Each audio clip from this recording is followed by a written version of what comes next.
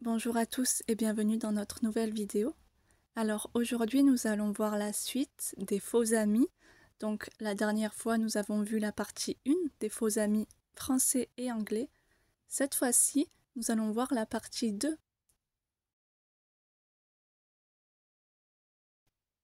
Alors nous commençons avec notre premier mot, une librairie.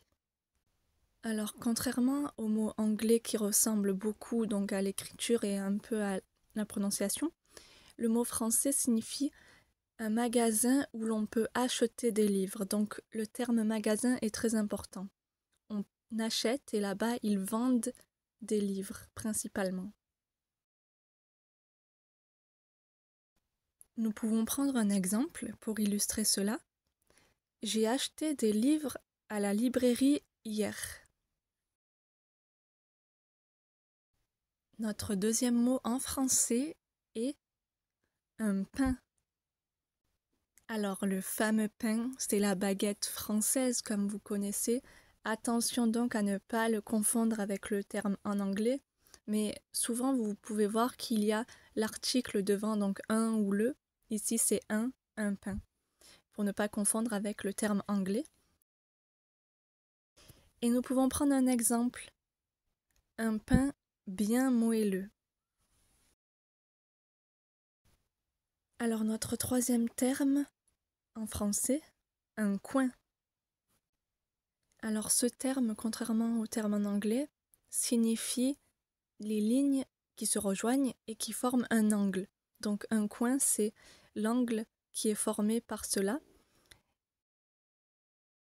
Et comme exemple, on peut dire « Je me suis cogné le petit orteil dans le coin du meuble ». Notre avant-dernier mot, un store. Alors contrairement à l'anglais, le store est un rideau qui protège l'intérieur et l'extérieur de la maison, notamment qui protège du soleil. Alors par exemple, le store de la cuisine est orange. Notre cinquième et dernier mot, un habit. Donc ici en français, un habit, c'est un autre mot pour désigner un vêtement. Prenons un exemple.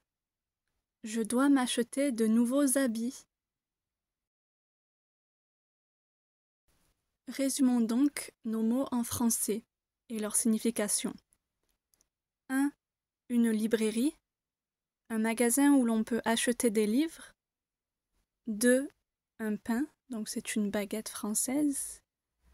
3. Un coin, c'est un angle droit. 4. Un store, un rideau. Et enfin 5. Un habit, c'est un vêtement. Notre vidéo se termine ainsi. Je vous remercie et vous dis à bientôt pour de nouvelles vidéos sur d'autres thèmes. Au revoir.